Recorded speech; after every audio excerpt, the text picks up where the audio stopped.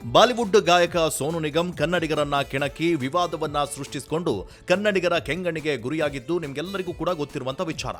ಆನಂತರ ಕನ್ನಡಿಗರ ಆಕ್ರೋಶಕ್ಕೆ ಮಣಿದು ಸ್ವಾರಿಯನ್ನ ಕೂಡ ಕೇಳಿದ್ರು. ಇದೀಗ ಸೋನು ನಿಗಮ್ ಕನ್ನಡಿಗರ ವಿಚಾರದಲ್ಲಿ ಮತ್ತೆ ಸುದ್ದಿ ಆಗ್ತಾ ಇದ್ದಾರೆ. ಕನ್ನಡದ ಬಗ್ಗೆ ಮತ್ತೆ ಸೋನು ನಿಗಮ್ ಮಾತನಾಡಿದ್ದಾರೆ. ಆದ್ರೆ ಈ ಬಾರಿ ಕನ್ನಡವನ್ನ ಹಾಡಿ ಹೊಗಳಿದ್ದಾರೆ. ಹೌದು, ಕಾರವಾರದಲ್ಲಿ ನಡೀತಾ ಇರುವಂತಹ ಕರಾವಳಿ ಉತ್ಸವ 2025ರ ಕಾರ್ಯಕ್ರಮದಲ್ಲಿ ಸೋನು ನಿಗಮ್ ಕನ್ನಡದ ಬಗ್ಗೆ ಮಾತನಾಡಿದ್ದಾರೆ. 3ನೇ ದಿನದ ಸಂಗೀತ ಕಾರ್ಯಕ್ರಮ ನಡೀತಾ ಇತ್ತು. ಆ ಸಂಗೀತ ಕಾರ್ಯಕ್ರಮದಲ್ಲಿ ಸೋನು ನಿಗಮ್ ಹಾಡುಗಳನ್ನ ಹಾಡಿ ಜನರನ್ನ ರಂಜಿಸ್ತಾ ಇದ್ರು. ಈ ವೇಳೆ ವೇದಿಕೆಯಲ್ಲಿ ಮಾತನಾಡುವಾಗ ಸೋನು ನಿಗಮ್ ಕನ್ನಡವನ್ನ ಹಾಡಿ ಹೊಗಳಿದ್ದಾರೆ. ನಾನು ಹಿಂದಿನ ಜನ್ಮದಲ್ಲಿ ಕನ್ನಡಿಗನಾಗಿದ್ದೆ ಅಂತ ಸೋನು ನಿಗಮ್ ಭಾವುಕರಾಗಿ ಮಾತನಾಡಿದ್ದಾರೆ.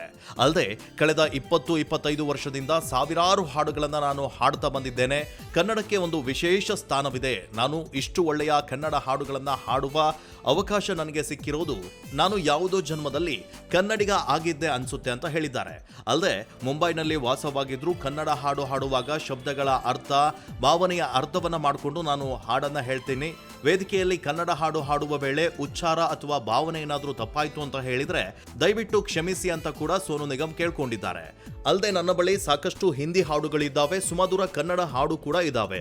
ಬಹುಶಃ ಕನ್ನಡ ಹಾಡುಗಳನ್ನ ನಾನು ಹಾಡಿದ್ರೆ ಸುದೀರ್ಘ 6 ಗಂಟೆಗಳ ಕಾಲ ಹಾಡುವಷ್ಟು ಹಾಡುಗಳ ಸಂಗ್ರಹ ನನ್ನ ಜೊತೆ ಇದೆ. ಆದ್ರೆ ಪ್ರೇಕ್ಷಕರ ಅಪೇಕ್ಷೆಯಂತೆ ಕನ್ನಡ ಹಿಂದಿ 2 ಹಾಡುಗಳನ್ನ ಹಾಡಿ ಕಾರ್ಯಕ್ರಮವನ್ನ ನೀಡ್ತೇನೆ ಅಂತ ಹೇಳಿ ಸೋನು ನಿಗಮ್ ಆಡಿದ ಈ ಮಾತುಗಳು ಅಲ್ಲಿ ಕಾರ್ಯಕ್ರಮಕ್ಕೆ ಬಂದಿದ್ದಂತಹ ಲಕ್ಷಾಂತರ ಪ್ರೇಕ್ಷಕರ ಮನಗೆಲ್ಲುವಲ್ಲಿ ಯಶಸ್ವಿ ಕೂಡ ಆದ್ರು.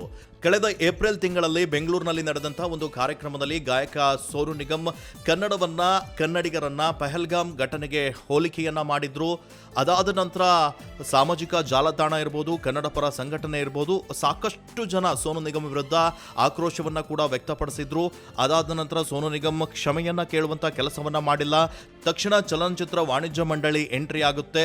ಸೋನು ನಿಗಮ್ ಅವರ ಹಾಡನ್ನ ಬ್ಯಾನ್ ಮಾಡ್ತೀವಿ ಅಂತ ಹೇಳಿ ಎಚ್ಚರಿಕೆಯನ್ನ ಕೂಡ ನೀಡ್ತಾರೆ. ಕನ್ನಡಿಗರ ಆಕ್ರೋಶಕ್ಕೆ ಮಣಿದಂತಹ ಸೋನು ನಿಗಮ್ ಇನ್ಸ್ಟಾಗ್ರಾಮ್ ಖಾತೆಯಲ್ಲಿ ಸ್ವಾರಿಯನ್ನ ಕೂಡ ಕೇಳ್ತಾರೆ. ಈಗ ಸೋನು ನಿಗಮ್ಗೆ ಕನ್ನಡಿಗರನ್ನ ಎದುರು ಹಾಕೊಂಡ್ರೆ ಆಗಲ್ಲ ಅನ್ನೋದು ಅರ್ಥವಾದಂತಿದೆ. ಯಾಕಂದ್ರೆ ಸಾವಿರಾರು ಕನ್ನಡ ಹಾಡುಗಳನ್ನ ಹಾಡಿದ್ದಾರೆ.